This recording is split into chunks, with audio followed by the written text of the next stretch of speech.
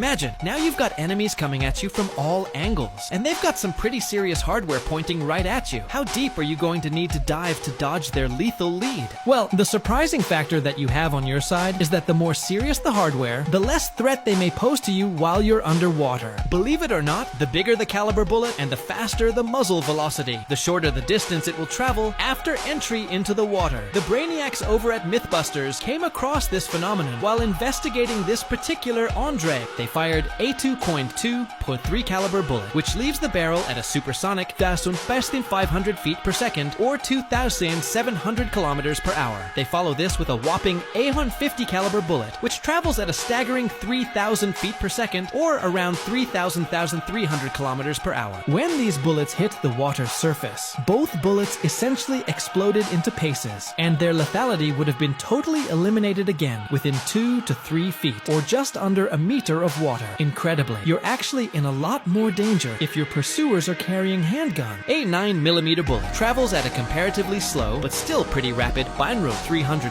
feet per second or just over 1,400 kilometers per hour. So what makes this the more deadly bullet? Well, when an object enters the water, it encounters resistance, and the faster the object is traveling, the greater the resistance it will experience as it enters this new state of matter. This resistance causes the object to decelerate. In our case, we have a lower velocity bullet like a 9mm traveling at a respectable 1,300 feet per second or 1,400 kilometers per hour. The deceleration it experiences occurs over a couple of meters. Over this distance, it is depleted of energy. It slows to a stop and then sinks to the bottom. When higher velocity bullets enter the water, on the other hand, they experience substantially more resistance. Whilst the slower bullet can displace the water in front of it notably easily, at the staggering velocity of A50 caliber bullet, this simply isn't enough time to move the water out of the way. The massive resistance this exerts on the bullet can exceed the bullet material's strength, causing it to deform or disintegrate into multiple pieces.